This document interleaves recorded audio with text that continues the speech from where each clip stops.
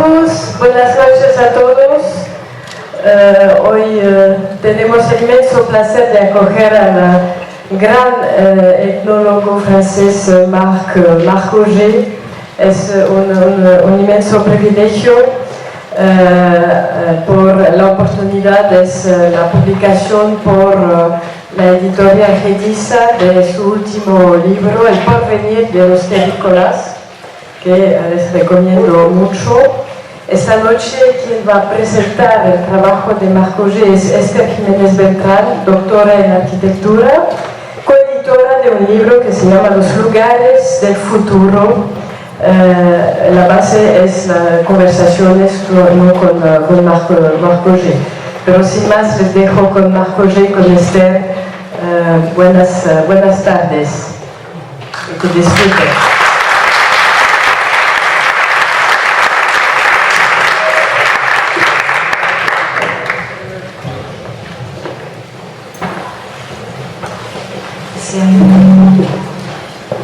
Bonsoir. J'aimerais d'abord remercier Gedisa et l'Institut français pour cette opportunité de rencontre à nouveau avec Marc Auger, ce qui est pour moi un vrai privilège. Pouvoir partager aujourd'hui avec vous et dans ce contexte, cette rencontre avec un penseur clé pour la compréhension du monde qu'on habite. Notre débat du futur utopique au futur possible va présenter les principaux arguments développés dans l'œuvre L'avenir des terriens, fin de la préhistoire de l'humanité comme société planétaire. Comme dans toutes les œuvres de Marc Auger, on trouve dans celle-ci des contributions qui nous inspirent pour penser le futur de la planète et de l'humanité. Avec la proximité qui lui caractérise, Marc Auger a réalisé toutes les échelles de notre quotidien. Du métro au grand mouvement migratoire, du rôle du bistrot au non-lieu dans la société globale. Il a dessiné ainsi les enjeux de notre futur à travers une critique du présent. Éternel curieux, inépuisable écrivain, Marc Auger a montré une fois de plus sa préoccupation pour l'avenir de l'individu, des sociétés et de la planète. Je vais présenter brièvement le parcours de l'anthropologue. Il a été président de l'École des hautes études en sciences sociales de Paris, responsable et directeur de différentes recherches dans le Centre national de la recherche scientifique, auteur prolifique d'une abondante bibliographie dont on peut souligner les deux œuvres Non-lieu, Introduction à une anthropologie de la surmodernité, et Pourquoi vivons-nous. Il est créateur de concepts indispensables pour comprendre le monde contemporain, comme le non-lieu et la surmodernité. Marc Auger est un auteur indispensable aujourd'hui. C'est presque impossible de ne pas le trouver référencié, pas seulement dans des essais et recherches provenant des sciences sociales, mais aussi de la théorie de l'art, de l'urbanisme et de l'architecture. Son humilité et sa qualité humaine ont fait de Marc Auger un explorateur exceptionnel des façons de vivre autour du monde. Sa pensée nous introduit dans les transformations contemporaines du temps et de l'espace. Il est l'observateur par excellence de l'autre, cet autre qu'on écrit avec un A majuscule, cet autre qui nous aide à mieux comprendre qui on est nous-mêmes. Aujourd'hui, la considération et le respect de l'altérité sont plus que jamais nécessaires pour la construction de notre futur. Dans le livre qui nous réunit ici aujourd'hui, Marc Auger apporte un regard sur notre monde plongé dans un progrès où les technologies bouleversent notre rapport à l'espace, au temps et à la vie. L'humanité renonce aux utopies d'hier et les terriens affrontent ensemble de nouveaux défis écologiques, démographiques, économiques et politiques. Je voudrais commencer par quelques questions sur le livre. Ce livre présente une vision optimiste sur l'avenir de l'humanité et l'émergence d'une nouvelle société planétaire. De quel contexte précis naît ce livre? Est-ce que vous pouvez apporter quelques détails sur comment a commencé l'idée du livre, dans quel contexte? Oui, je voudrais tout d'abord vous remercier de votre éloge immérité et remercier également l'Institut français et mon éditeur. Et je vais essayer de répondre à vos questions. Tout part au fond de la formule de Fukuyama sur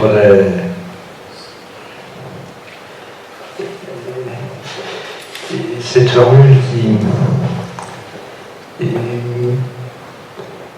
qu'il faut dépasser pour se demander ce que sont nos perspectives.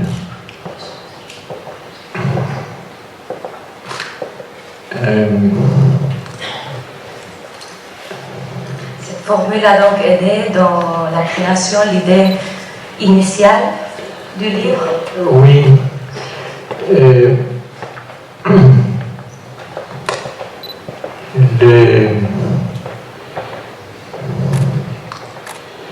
Il y avait cette idée d'une perspective globale et je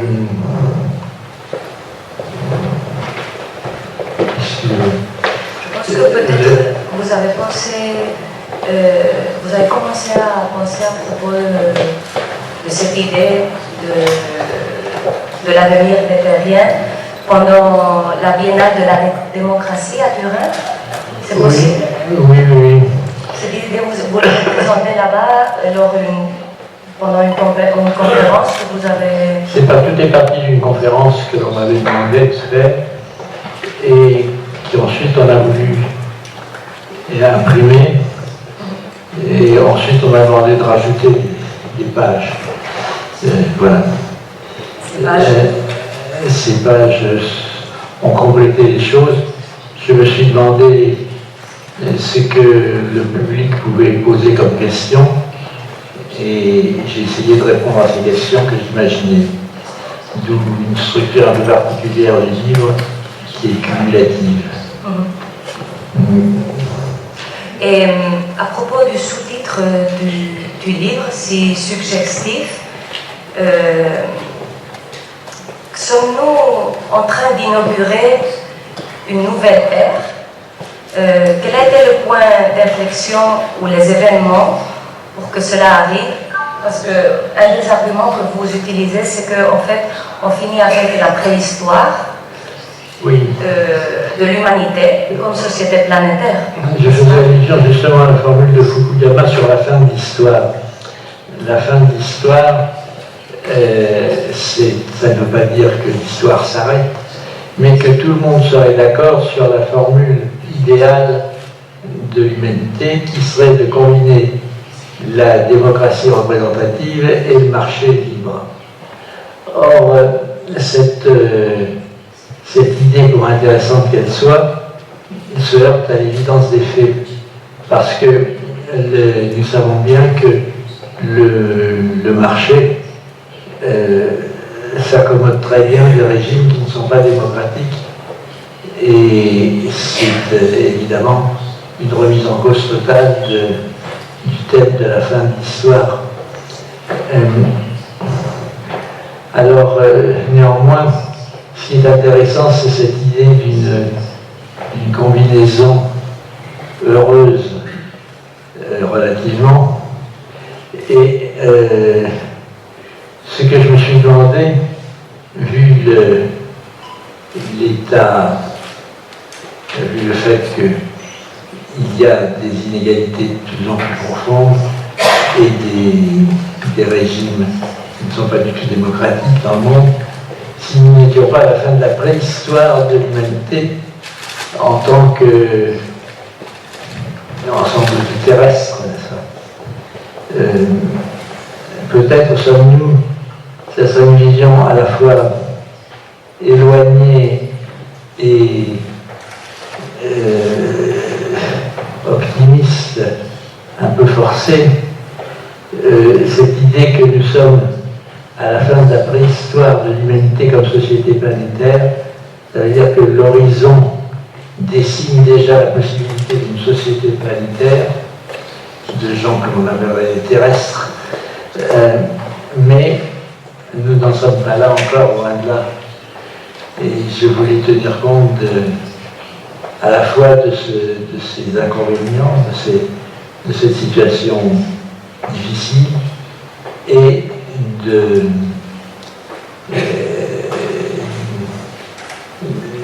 l'espoir que peut-être on peut s'en tirer. Oui, parce que votre vision est une vision très optimiste pour les terriens de l'avenir, n'est-ce pas? Et quels seraient alors, dans cette nouvelle histoire, les nouveaux défis que vont trouver les terriens et qui vont définir son avenir? Quels nouveaux défis globaux vont trouver les terriens dans les prochaines décennies? Bien, les terriens, d'abord, il faut qu'ils réussissent à s'appeler terriens.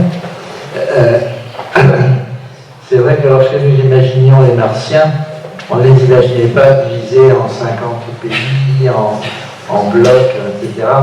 Nous imaginons toujours les extraterrestres comme formant une seule unité. Et nous sommes loin du compte. Les défis qui devront relever sont les défis que nous connaissons bien. Nous vivons dans un monde de violence et il faudrait combattre cette violence et ses causes. Alors, c'est tout un vaste programme et on ne peut, à mon sens, s'en tirer qu'à partir de quelques principes. D'abord, admettre que la connaissance est la fin de l'humanité. C'est-à-dire que nous sommes faits pour connaître. Et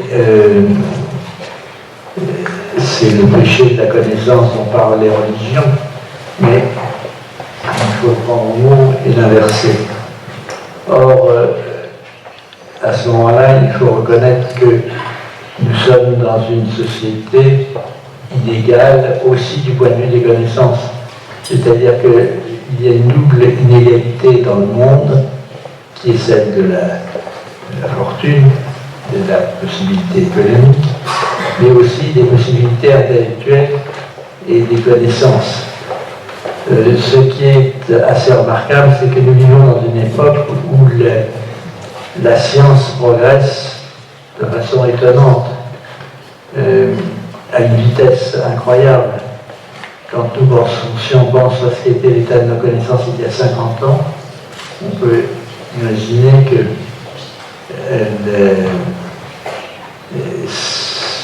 l'état des connaissances a beaucoup évolué et nous ne pouvons pas savoir ce que seront nos connaissances d'ici 50 ans.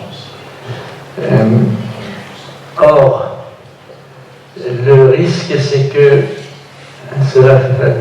ces progressions des connaissances se fassent pour une minorité et que, au fond, s'ajoute à l'inégalité économique, une inégalité des connaissances énorme.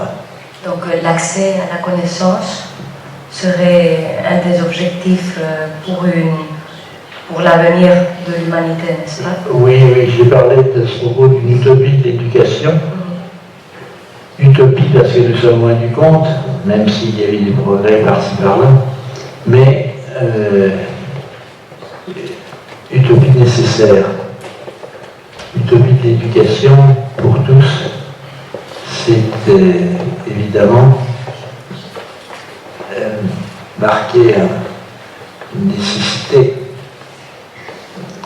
Et je reconnais que c'est une utopie. Souvent, vous parlez du fait que la globalisation technologique impose un changement d'échelle. Des changements qui sont abordés dans ce livre. Et des changements d'échelle, un changement d'échelle et une accélération du progrès. On vit dans la logique de la surmodernité. Cette surmodernité dont vous avez très souvent parlé.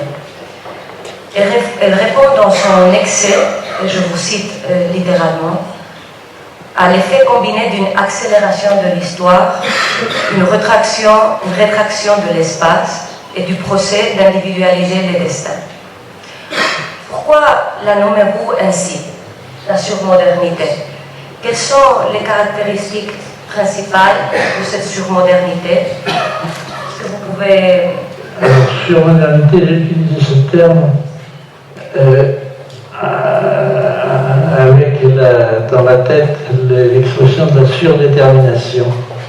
La surdétermination, terme utilisé par Freud et aussi par Althusser. Surdétermination, ça veut dire que il y a plus dans l'addition des causes qu'on ne pourrait supposer. Surdétermination, excès, une logique de l'excès, excès d'individualité, excès de vitesse, de passage du temps, du futur. Et ce triple excès caractériserait la surmodernité. C'est-à-dire c'est une modernité, je vais utiliser le terme pour l'opposer à postmodernité. Postmoderne semble indiquer un état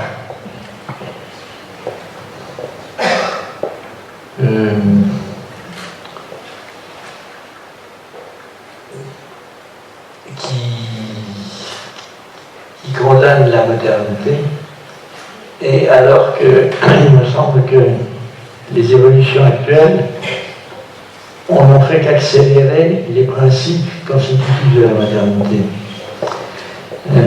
Donc j'ai utilisé ce terme surmoderne. Donc on est plongé dans cette surmodernité et à la fois dans la globalisation, n'est-ce pas? Souvent on a tendance à confondre les deux termes, mais ils coexistent finalement dans nos sociétés globales, n'est-ce pas? On est inquiet car on ne sait pas vers où on avance. Le temps des utopies est passé et on continue à se poser une question que vous avez souvent abordée. Pourquoi vivons-nous? C'est une question difficile, mais je prends le risque. Est-ce que vous pourriez nous apporter des pistes par rapport à ça? Quelle est la finalité ultime de l'humanité? Voilà, alors c'est bien de la finalité qu'il s'agit, c'est pourquoi vivons-nous, pas pourquoi vivons-nous.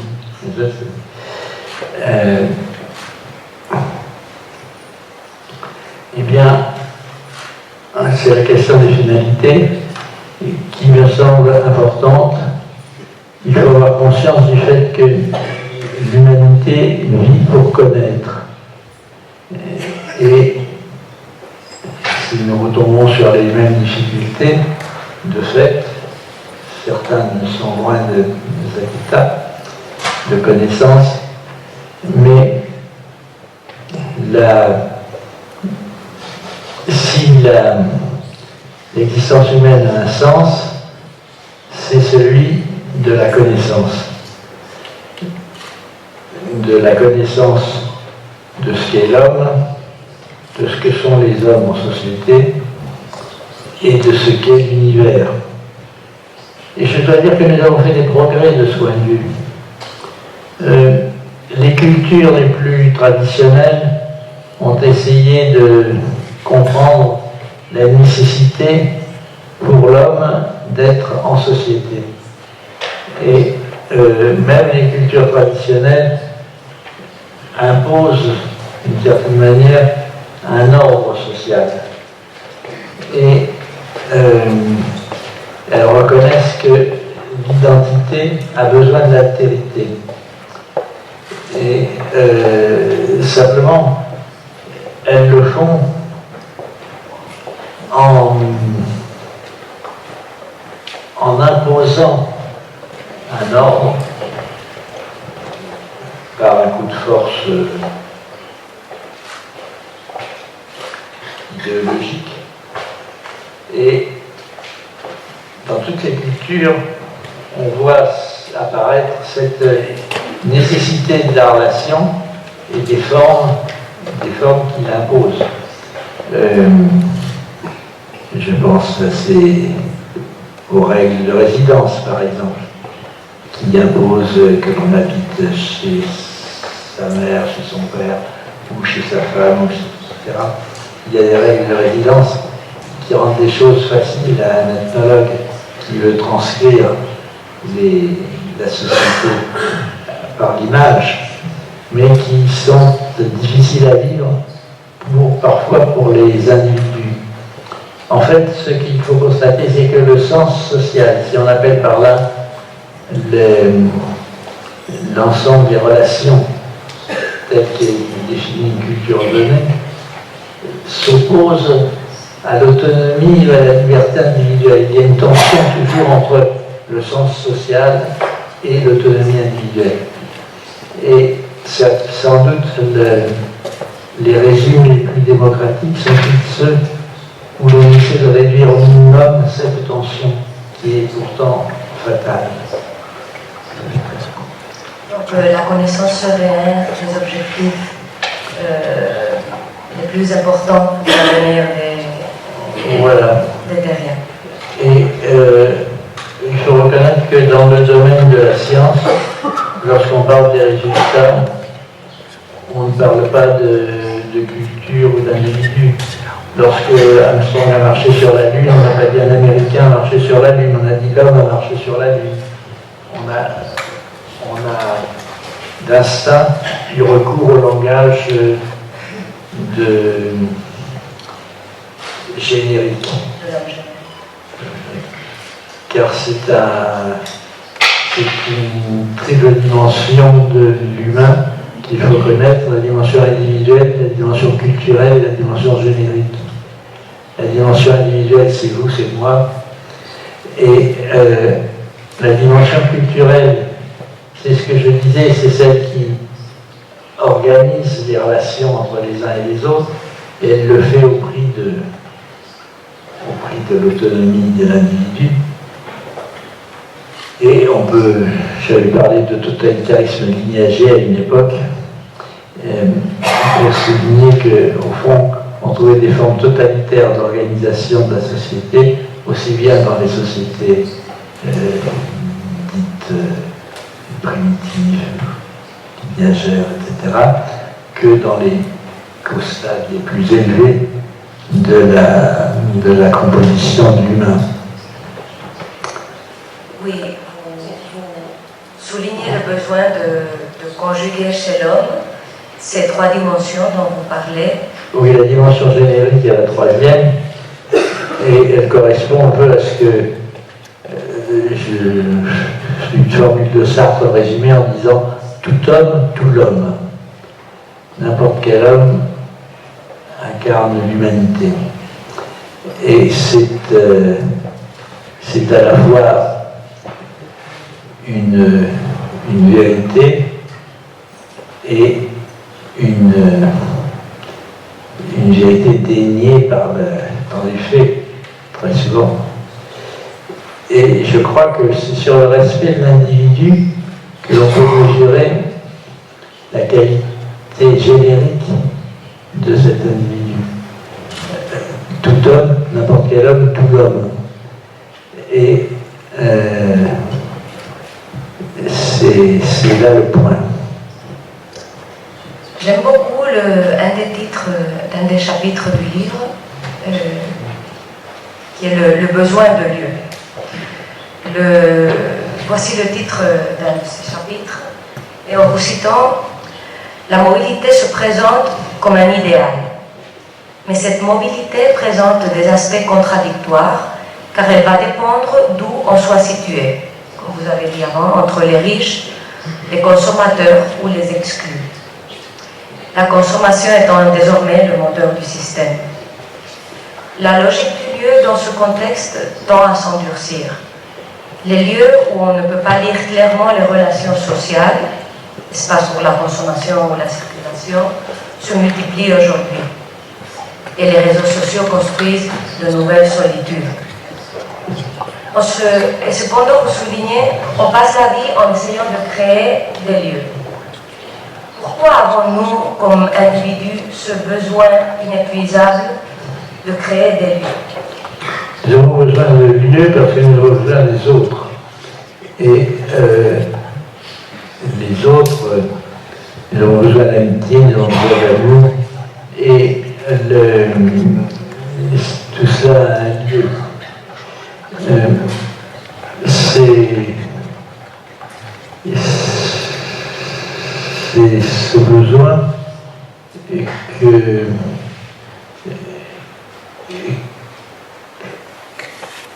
dont on peut penser que les formes actuelles de mise en relation ne l'accomplissent pas toujours, ne le réalisent pas toujours, ne permettent pas toujours de le réaliser.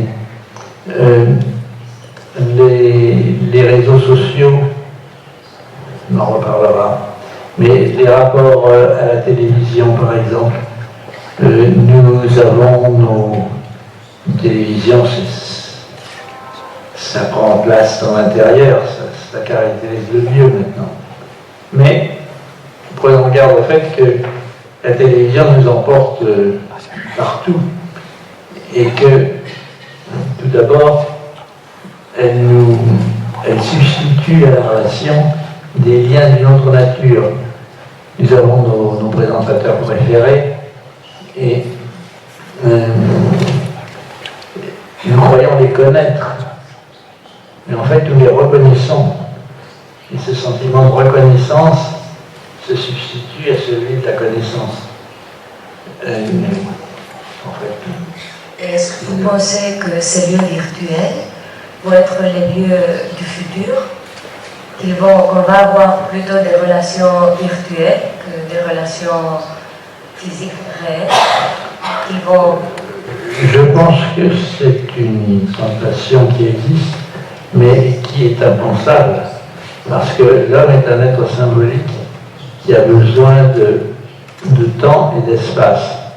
Par conséquent, si on ne peut pas lui imposer de vivre dans l'ubiquité et l'instantanéité. Il y a une tension là qui existe, mais je crois qu'on ne peut pas imaginer le futur comme celui d'un monde sans relation. Si on faisait un voyage au futur, mettons 2100, comment est notre planète? Comment vous imaginez notre planète dans le futur? Où se produisent les échanges humains? Une question difficile.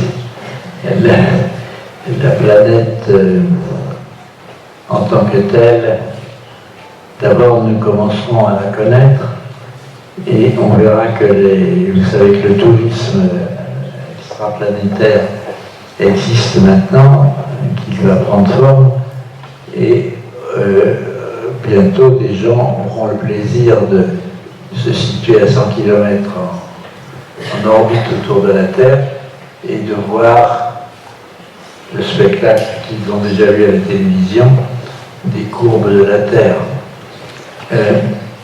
Alors, à ce moment-là,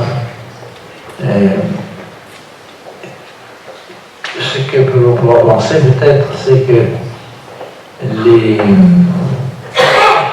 les gens, les privilégiés qui peuvent s'offrir ce luxe appartiennent bien à la classe des possédants, dont on parlait tout à l'heure,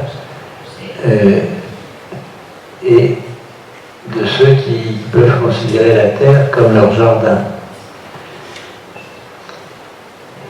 Pensez-vous alors qu'on va sortir de la planète et habiter d'autres endroits prochainement? Pensez-vous que cela est possible? Je crois que cela est possible à échéance de quelques siècles peut-être. C'est pas l'accélération de la recherche est tellement rapide qu'on ne peut pas dire.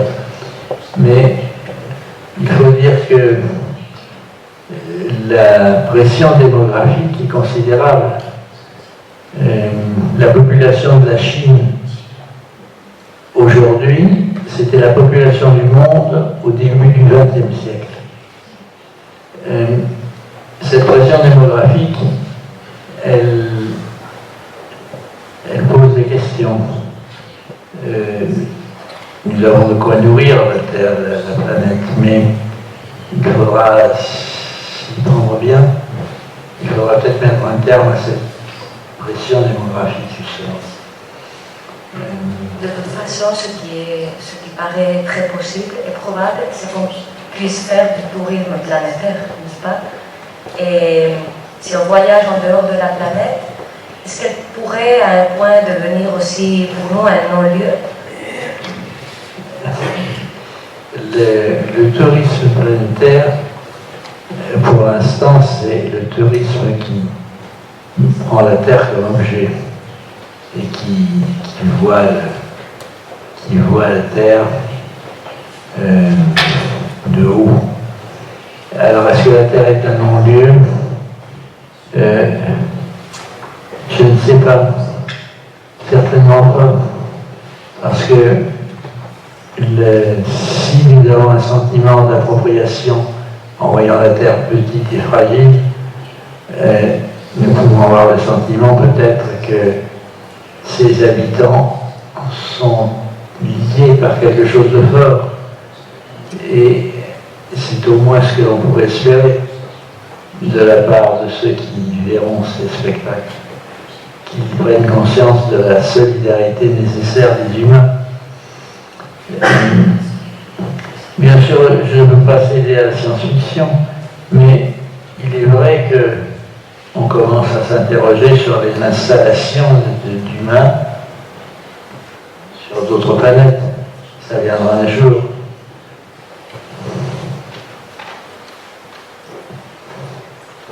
Une de vos idées que vous abordez dans un des chapitres du livre, c'est l'idée de comment va être l'anthropologie de l'avenir. Je voudrais aborder un peu le sujet. Du point de vue anthropologique, aujourd'hui on trouve deux modèles opposés, celui de la différence et celui de l'indifférence. Le modèle sur lequel s'appuyait l'anthropologie, que vous appelez modèle de l'élémentaire, est mis en question. Quelles sont les caractéristiques de ces deux modèles opposés et pourquoi pensez-vous que l'observation anthropologique est nécessaire ou va être plus nécessaire que jamais pour étudier les caractéristiques de la vie contemporaine pour cette période de l'avenir? Eh bien, je pense que l'anthropologie, ce n'est pas pour défendre moi ma discipline, mais je crois que la perspective anthropologique, d'abord, se définit comme anthropologique et plus comme ethnologique. Autrement dit, dans le terme même, il y a l'idée de l'homme générique. Le paradigme de l'élémentaire, c'est celui que l'on trouve chez Lévi-Strauss, que l'on trouvait chez Durkheim, les formes élémentaires de la vie religieuse, les structures élémentaires de la parenté. C'est cette idée qu'on peut analyser des systèmes à partir leur organisation et les reconstituer. Le paradigme de la différence, c'est le paradigme culturaliste. C'est celui qui s'arrête à la diversité des cultures, quitte à dire qu'il faut les respecter. Or, les cultures ne sont pas respectables en tant que telles. Ou plutôt, elles le sont dans la mesure où elles essaient de produire des connaissances et où elles essaient de prôner la nécessité pour chaque individu d'être en relation avec l'autre. Et elles font des règles pour ça. Et les cultures sont viciées par le fait qu'à un moment donné, c'est la logique du pouvoir qui l'emporte et qui établit la hiérarchie. Le paradigme de l'indifférence, c'est un paradigme récent qui accorde la même dignité aux animaux, par exemple, ou à des choses qu'aux hommes, pour parler vite. Je crois qu'on peut faire remarquer que ce sont des hommes qui ont créé les machines, les choses ou les institutions, et qu'on retrouve l'homme derrière ces réalités-là. Et je pense que, sans prolonger la polémique sur ces choses, on peut dire que la recherche anthropologique a beaucoup pour elle. Que dans la mesure où elle reconnaît que les cultures ont toutes un intérêt, parce qu'elles représentent un effort de recherche et un effort de connaissance, mais ça n'est pas une raison pour s'aliéner à aucune d'entre elles. Et l'anthropologie essaie de faire cette distinction. Je dirais que l'anthropologie a de l'avenir pour elle, dans la mesure où nous aurons de plus en plus la nécessité de penser des groupes dans leur structure, tels qu'ils se forment, et d'essayer de les situer par rapport à un idéal qui est celui au terme duquel on n'opposerait plus le sens social et la liberté individuelle. C'est une exigence évidemment très lointaine, mais qui permet d'employer le terme d'anthropologie engagée dans la défense des intérêts de l'humanité générique telle qu'elle s'exprime dans l'existence individuelle. Anthropologie engagée qui, au fond, par son attitude, représente ce que j'appellerais un humanisme. On pourrait peut-être finir avec une question que vous posez dans un de vos derniers chapitres, qui dit « Sortir de la religion ou fin de la préhistoire ». Est-ce qu'on doit choisir entre ces deux parties, ou vous pensez qu'elles vont avoir lieu en même temps, cette sortie de la religion et cette fin de la préhistoire? Oui. La sortie de la religion, c'est un thème qu'a abordé Marcel Gauchet en considérant que le catholicisme était la religion de la fin de la religion. Je crois que c'est un monopole que l'on peut mettre en cause parce que si on pense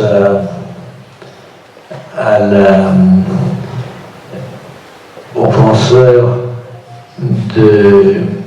du monde latin au moment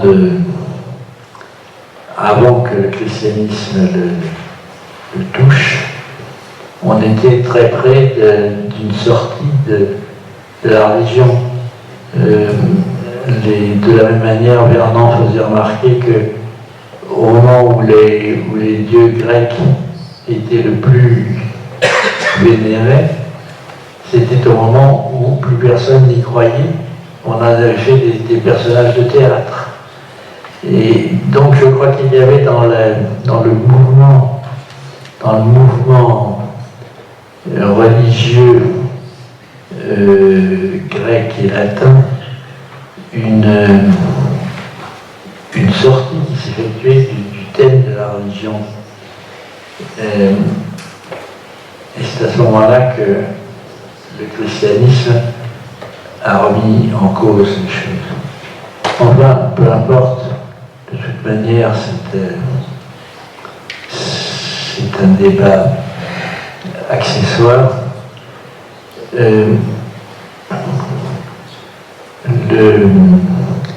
Ce qui est sûr, c'est que la nécessité de penser l'humanité comme un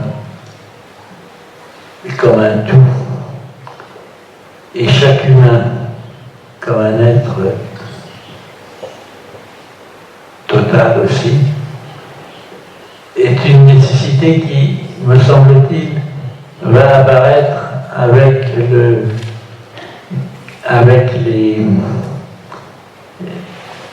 la conscience du fait que nous sommes une terre de terrestres. Et bien sûr, lorsque nous voyons les conflits actuels, nous pouvons avoir le sentiment qu'on est bien loin d'une conscience pareille. Mais réfléchissez-y, peut-être que au fond, on peut appliquer l'idée de progrès même à l'histoire humaine.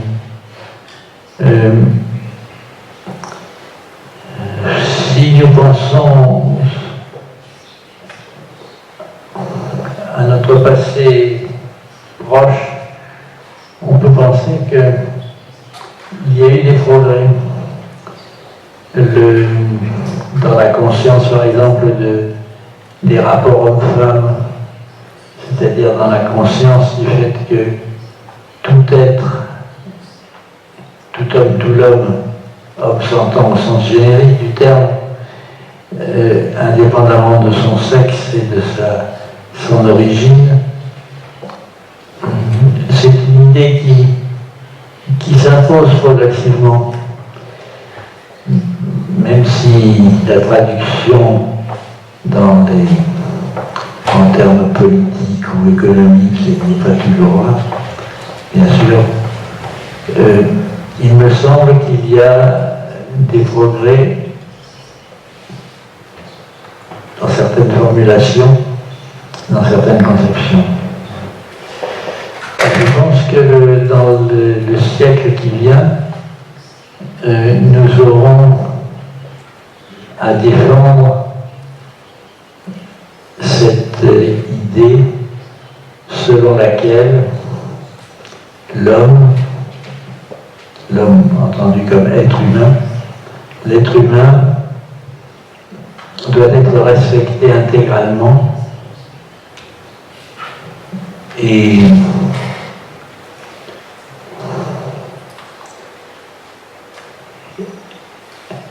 pour ce faire, il nous faut revenir peut-être au principe du XVIIIe siècle, retrouver la pensée des droits de l'homme et ce qui n'est pas exclusif des études locales sur les logiques à l'œuvre dans les sociétés réelles, mais nous devons avoir toujours, me semble-t-il, conscience du fait que un idéal de l'humanité se trouve là comme une ombre portée sur laquelle il faudrait aligner nos études. Je pense qu'on a déjà fait un peu le tour des arguments principaux que vous utilisez dans le livre. Et peut-être qu'il y a certaines personnes qui veulent poser des questions directement.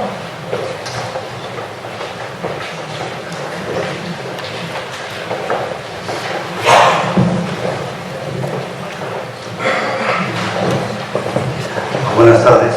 Me ha parecido encantadora su exposición, pero yo no sé si un poco optimista. Por ejemplo, ¿no creen ustedes que el mundo actual está más o menos corroído, carcomido por el saber? Un saber que ha quitado el espacio para vivir, un saber que ha carcomido, en cierto modo cegado la hierba bajo los pies de los sentimientos, un saber que ha, en cierto modo, allanado los lugares, un saber que ha concluido una especie de enfermedad de la conciencia, que ha concluido en un control estricto del tiempo, y todo esto, este control estricto del tiempo en el cual ha concluido el saber occidental, en cierto modo ha estrechado el campo de los sentimientos y de alguna manera hemos dejado los sentimientos bárbaros. Quiero decir que una reacción frente a esta especie de totalización del saber son los fundamentalismos en Francia, en Alemania, en el mundo islámico, en Norteamérica. ¿No cree que de alguna manera había que ser muy cuidadosos con todo el campo de los sentimientos, todo el campo de las singularidades culturales, todo el campo de las religiones, para que intentemos entender a las otras culturas que no comparten esta vocación totalitaria del saber?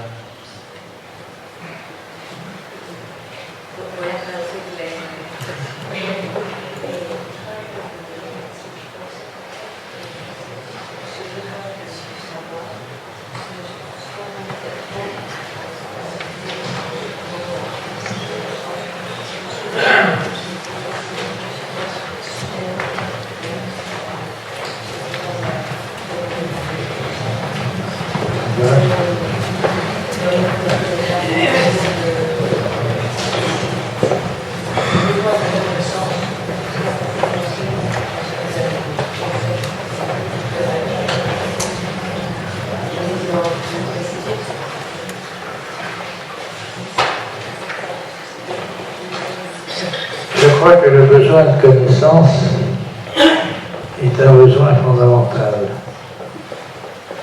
et que, bien sûr, il peut être tourné et faussé, mais c'est un besoin fondamental et dont les résultats sont là parce que nous connaissons beaucoup de choses. Nous connaissons beaucoup de choses justement sur l'espace et sur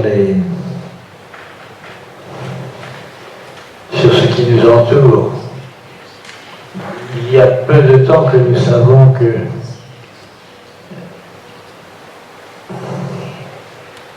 les systèmes solaires sont des milliards dans notre galaxie et qu'il y a des milliards de galaxies dans l'univers. C'est inimaginable, bien sûr. Mais ça met les choses en place néanmoins. Et je crois que le besoin de connaissance est un besoin qui doit être organisé, bien sûr, et qui doit être surtout partagé. Le jour où toute la jeunesse du monde se réformait serait un grand jour et qui accélérerait incontestablement les découvertes.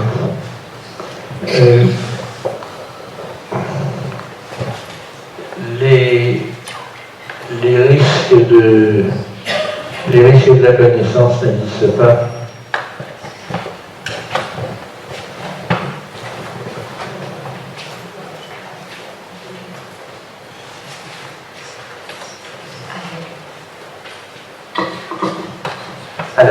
Alors, monsieur le professeur, vous pensez, par exemple, qu'il sortir, cette idée de sortir de la religion pour sortir de la préhistoire et réussir une société complètement pas conventionnelle, à tous les niveaux, une société sans influence religieuse dans un niveau d'État, n'est-ce pas? Une société absolument inconventionnelle, sans religion. Votre principe de sortir de la religion pour sortir de la préhistoire et réussir une société à niveau d'État complètement inconventionnelle. Et pardon pour mon français, c'est horrible mon français.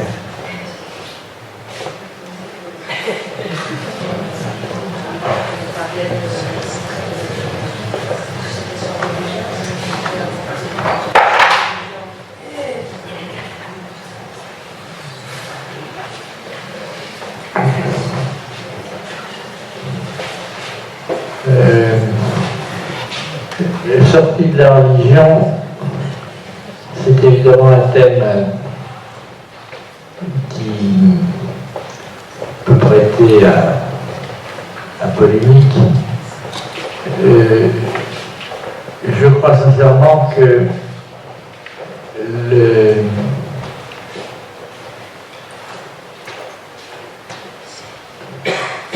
la religion n'a rien à voir avec le progrès de la conscience et de la connaissance. Les religions apparaissent comme des justificatifs de la mise en ordre du social, et puis il y a des philosophies qui se déploient à partir des thèmes religieux et qui sont intéressantes, mais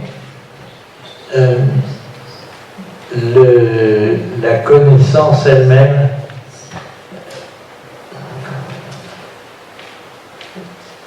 c'est l'avenir de l'humanité. Je pense que l'on pourrait... C'est Freud qui disait qu'un enfant qui aurait été élevé sans idée religieuse, sans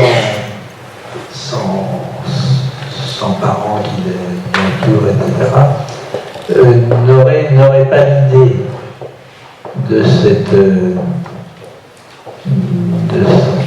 d'un Dieu. Bon, je crois que c'est d'ailleurs un propos relativement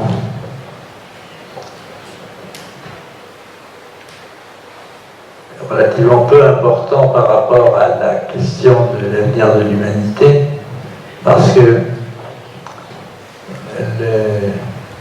on peut très bien s'entendre sur la définition de l'individu comme incarnant de toute l'humanité, que l'on croit en Dieu, que l'on n'y croit pas. C'est une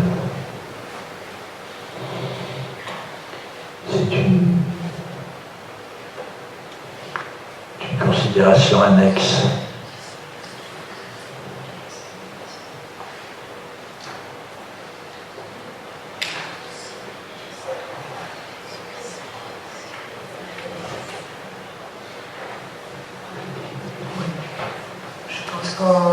C'est l'heure, on va finir.